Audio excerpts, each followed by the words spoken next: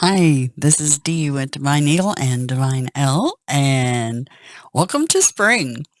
Um, I know I've been gone for a little bit, but yeah, much to do. Let's just say that. Um, I wanted to share something with you that is truly fantastic. First of all, February the 1st, 2022, is a special kind of holiday. It is the holiday called Imbolc. It is honoring the return of spring and the goddess Brigid. It's a Celtic goddess, and they're all names for the same being. The and it's celebrated February 1st on my birthday. The Just a couple of quick notes. The new moon, which starts the lunar new year on February 1st, 2022, is the Aquarius new moon. Mercury is getting ready to come out of retrograde, and Venus has turned and marching back. She's no longer retrograde as of February 1st. Actually, she came out January 31st, the day before, which will be the day this uploads. Um, and yeah, it's the return of spring. And yeah, Venus is no longer in the retrograde in the underworld of Capricorn. So, some exciting times ahead. It means just good things. Uh, this is how I spent my Saturday with the lovely, absolutely amazing people that own Pasture Nectar Farm, Eric and Kathy Vimont, and they were so gracious to host me, filming their farm and giving you all a look at a really high quality small dairy farm. And my thoughts were to have a good time out there with them, kind of celebrate my birthday and the holiday of Imbolc, and that spring's coming and everything. Um, yeah, getting back to the basics. Uh, so I really want to promote small farms, um, and getting back to the basics. You all should definitely support your local farms, um, and get away from the consumer-driven mass marketing food that has caused a good deal of autoimmune issues and ill health in the world population. And I think the trend is going back to these small farms and steering away from the big corporate autocracy, basically. And anyway, Eric was kind enough to give me the information about a couple of websites so that you can get connected with your local farms and get healthy. Not only will you get food that's actually got some quality to it and some nutrient value, unlike the stuff at the store, but you'll also be networking with amazing people and getting to know your local communities. I think pulling in and getting local is one of the things that helps solve the current issues of the world, and really paying attention to your local problems. Because if you work on making your world better in your immediate environment, that spreads out. Everybody else wants it when they see how communities are thriving. So, so keep that in mind. If you thought about becoming a farmer, you should do it. Absolutely. Um, it's an amazing way to spend your life. Truly honorable.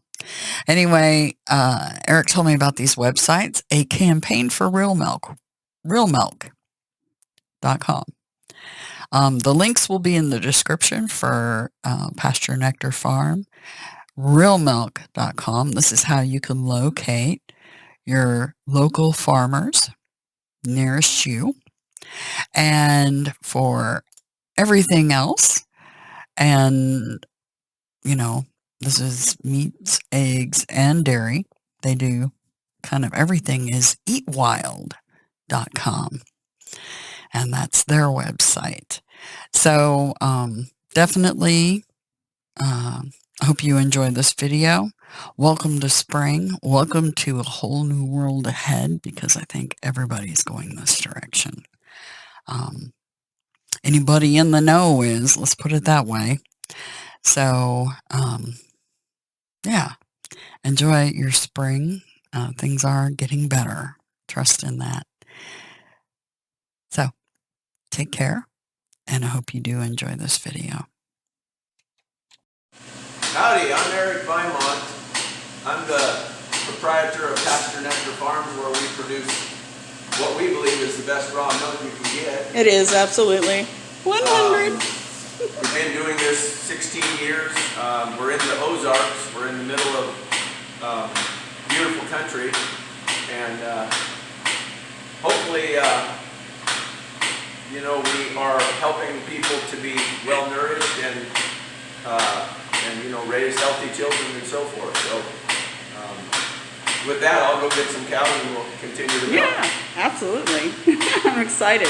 And I'll introduce you guys to Mr. Dusty here. Hi, Dusty. Hi, sir. Hello.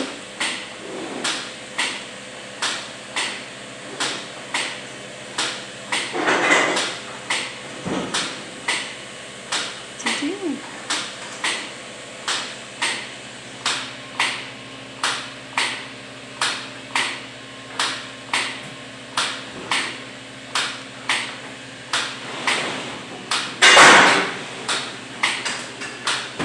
Okay, I'm gonna come down here. Now we have cows. We have cows. There we go. He's got 2 cows. I can tell you a little bit about The dairy the business? breed of cows that we Yeah, have, absolutely. which I think is part of what makes us unique and high quality. These cows are a breed that few people have heard of. They're called Fleckvieh, which means spotted cow in German, or in the Germanic languages, and they come from Central Europe, and they're very dual purpose. They're not typical kind of emaciated dairy cows with a giant udder. They're kind of a moderate milker with a very fleshy, high quality body structure. They're not frail. They don't succumb to a lot of different things. They also don't need grain. They're not genetically modified, I guess you'd say, or hybridized to need grain. They're a straight grass consuming cow, which means that the milk that they produce is higher quality. It has the right omega-3, omega-6 balance, and high in conjugated linoleic acid, which are things that we need in our diet. We also sell grass-fed beef and lamb, and these cows lend themselves to producing good bull calves that we turn into steers and process eventually when they're 30 months old to high-quality meat. And this is A2 milk, right? A2 protein. Well, all these cows are A2 genetic designation, which means that the milk that they produce is more digestible than A1 milk. And this is a fairly recent discovery, probably within the last 15 years or so. working its way into the market here in the last 3 or 4 or 5. But yeah, the milk that they produce and the meat has a characteristic that makes it more digestible than A1 milk. And cattle are the only species of mammal that have an A1 gene, which probably means that there was a mutation back somewhere in history. They probably shouldn't have an A1 gene, so hopefully the people in the industry will eventually eliminate that A1 gene and convert everything back to A2 as it probably should be. Yeah. And the other types of animals that have A2 milk are? Goats. Every other mammal has A2 milk. They've never discovered a mammal that, except the domesticated cattle, that had A1 genetics. Ah. Monkeys, squirrels, rabbits, people, cats, dogs, they all have A2 genetics. But somewhere along the line, something crept into the domesticated cattle in Europe. Even the Indian and African cattle don't have an A1 gene. That's what makes me believe that it's probably a unique mutation that occurred during probably the development of European cattle. Yeah. And that's probably centuries back. Yeah. Back before anybody knew anything about it, so it wasn't a malicious thing. I believe it was probably an accident. Because they couldn't have known what they were doing. Right.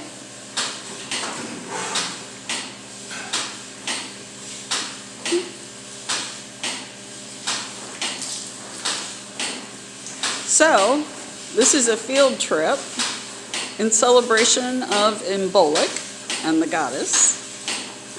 And what better way to spend that than at a dairy farm with milk, since Imbolc means milk cleansing is one of the translations for it.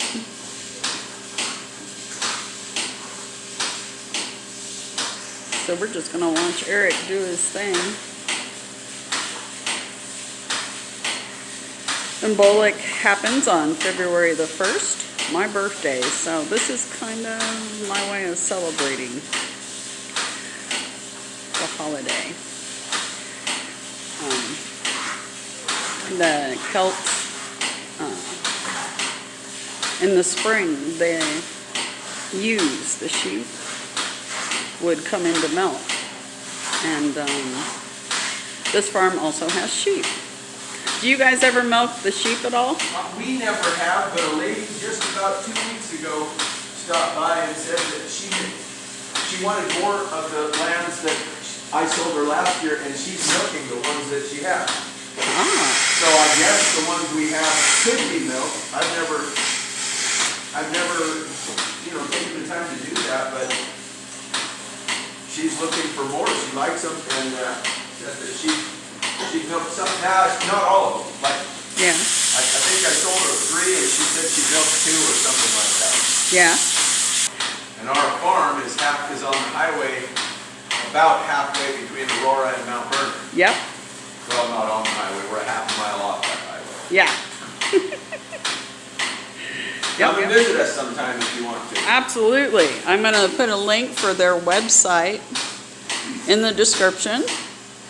And do you guys ship or anything like that? No. No? Okay.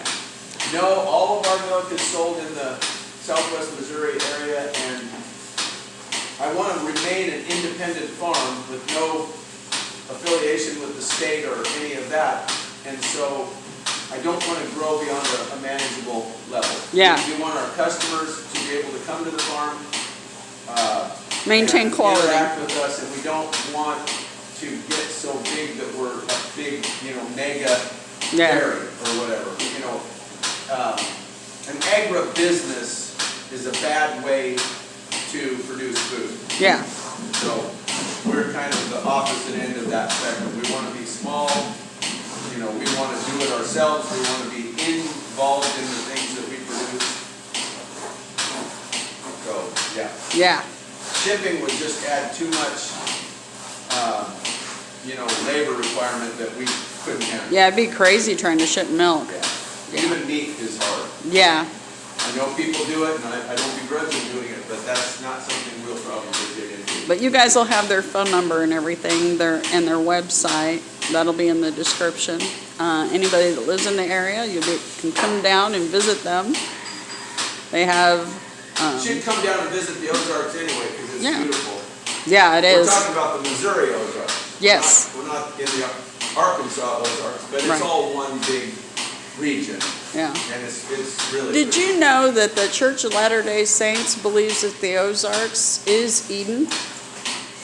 That doesn't really surprise me. Yeah. I'll talk to you more about that later, but yeah.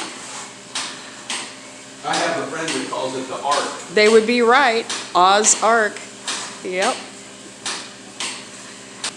I thought we should celebrate the small farmers, support small farms, especially these dairies. They work hard. They produce really good quality stuff. It's the only thing I want. Wherever you are, you should have a relationship with a local farmer. Yeah, just Google. Get on Google and find Realmilk.com if you're looking for milk. Eatwild.com is a huge website if you're looking for good quality meat, eggs, and there are a few others. But those are the two main ones that have really helped a lot of people find good food. That's awesome. I was going to ask you about that, if there was a way to locate. Yeah, both of those, I believe, have farm locator apps, or whatever you call them, pages where you can actually put in where you are, and then It'll give you your local people. Tell you the closest farms around. Oh, that's awesome. And those of you that thought about quitting your normal 9-to-5s to start a farm, you should do it. Absolutely. Yeah. If you have a hankering for that kind of thing, read all of Joel Salatin's books. He just has the roadmap from a conventional, let's say city life to producing for yourself on the land and doing it economically, doing it in a way that you can actually support yourself.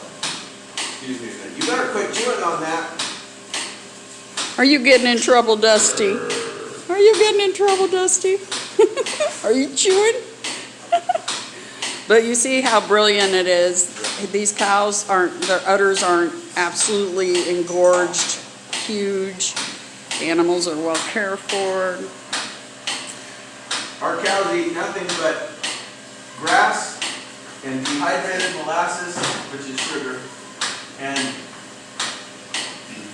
a high potency mineral mix that we actually make ourselves. There's no grain and no other chemicals in their diet, or nothing artificial in their diet. Nothing that a cow is not designed to eat. That's awesome. And the milk is high quality. I can vouch for that. Absolutely.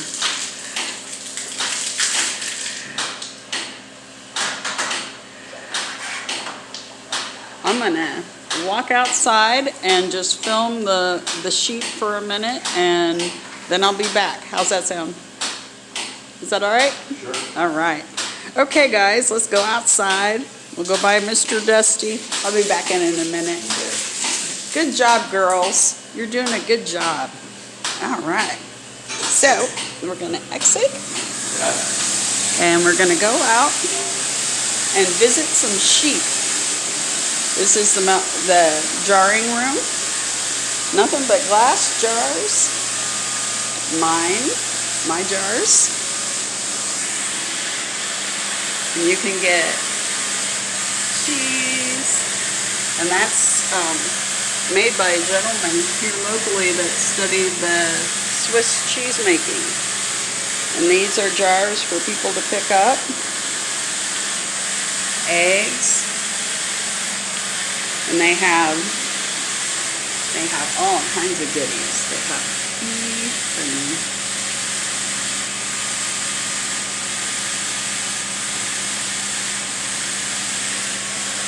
I'll get in closer here. There you go. And they have lamb.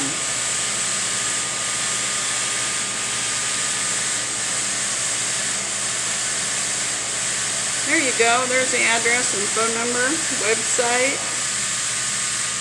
All right, let's go out and see some lambs. And go out of the barn here, the milking barn. They got other barns too, see? Big barn. I was gonna walk down here. They've got some cattle you can see out here. See them back there? Right there. They're looking at me. They're like, hey, hey-o. Laying in the sky up there. Anyway, let's go see some lambs real quick.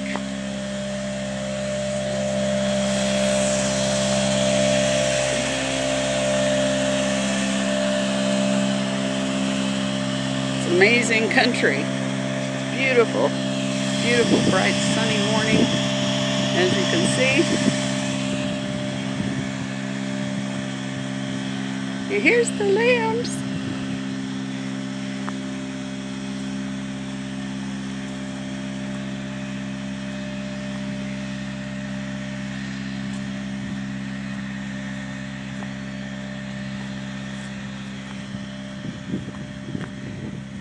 Aren't they cute?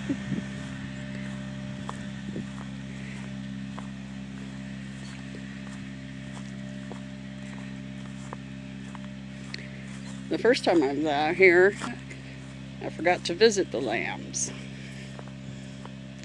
But there's the lambs, the sheeps,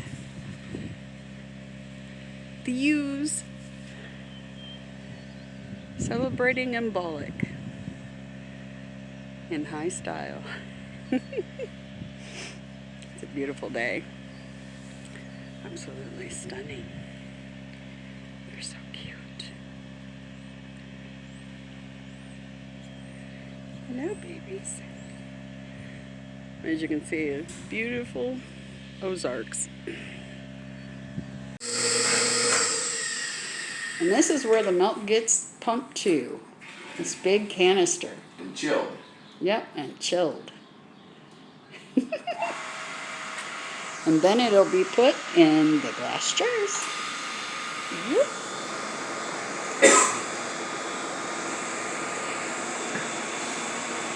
That's awesome. We're gonna watch the calves get put in with the mommies. Mommies and the calves back together again.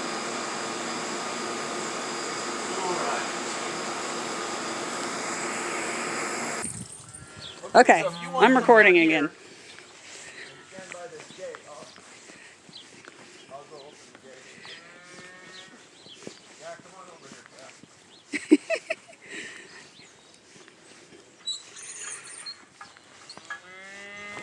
Pat. Okay, where should I go? Just right here? If you want to stand right there and film right across here, you should be able to see them. Oh, look at the calves over there. Aw. They're all mooing for their mamas. Oh, look. Aw. They're like, where's Mama? I know my mama's here somewhere. They're too cute.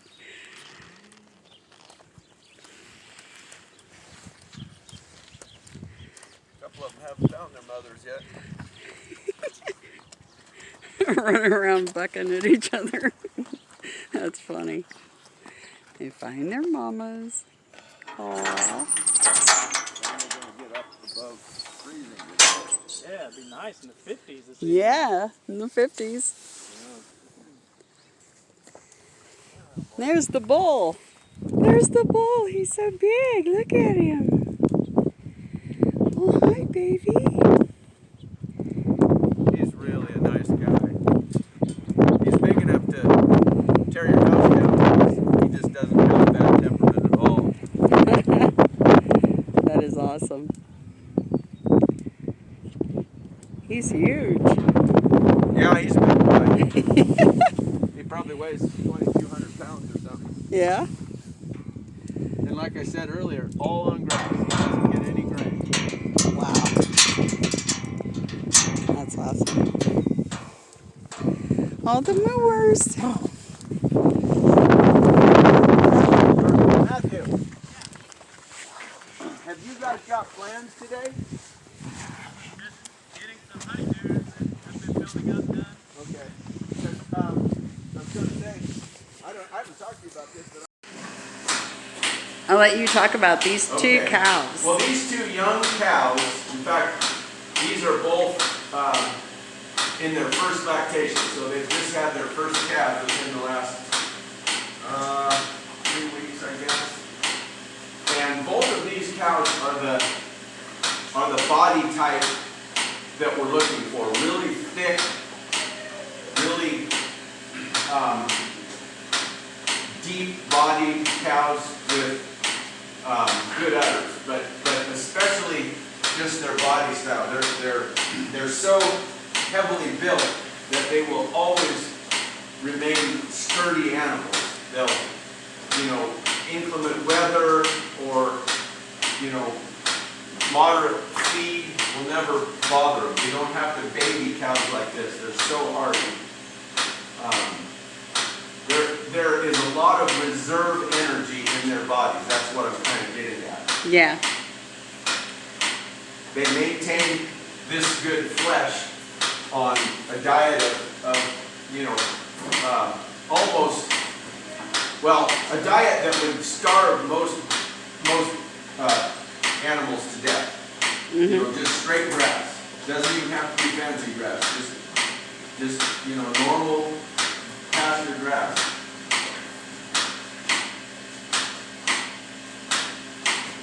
This cow right here weighs about maybe 1,500 pounds, and she's never had a bite of grain in her life. Wow. She's done that all on, like I said, just regular grass, both of these cows. Yeah. Awesome. And our bull, if you saw him, he weighs about 2,200 pounds. And he's been here for, he's never had a bite of grain since he's been here. I think he did get some when he was a calf with the man that raised him, but he's maintaining, over a ton of flesh on grass. Not Wow. losing any weight at all. Wow. And these are two of your best girls, right? Well, I like these two a lot, yeah. We have some other ones that are really nice, but these two, if I were going to point to examples of the kind of cows I'd really like our whole herd to look like, and eventually it will. Our genetic program is headed towards this. Uh-huh. But we only started with collecting cattle about 8 years ago, so it's a process. It doesn't happen overnight. But yeah, I'm real pleased with where we are and where we're headed, and the collecting breed is just, there's nothing like them in terms of power, hardiness, good temperament, easy to keep. They won't cost you a fortune at the vet or at the feed store.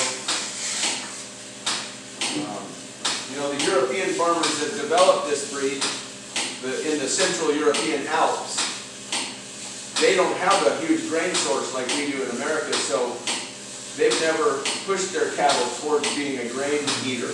Yeah. They've maintained them as a grass, because they have grass. In the high meadows in the Alps, they have grass, but they don't have much for grain source. So Yeah. their cows are grass eaters, and that's what we want because we're a grass-based farm. That's awesome. Well thought out.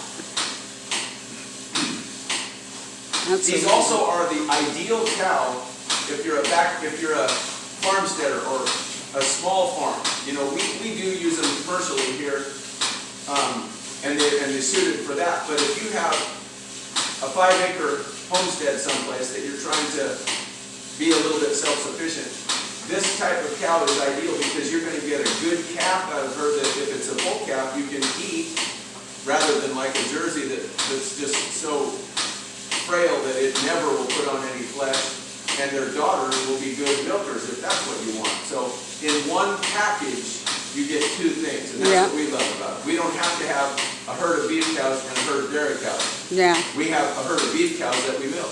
Uh-huh. Sounds like the perfect plan. I think it is for everybody, for the commercial guy as well as for the small, farmstead type family. Yeah, A family cow. absolutely. And all we are is a little bit larger than average family farm. Yeah. We're not really trying to be in the commercial world at all, other than we do sell to a group of customers. We probably have about 100 or so families that buy from us in the Southwest Missouri area.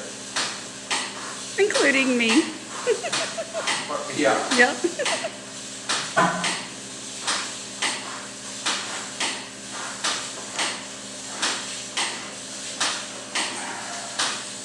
Say later. Say later, girls. Aren't they beautiful?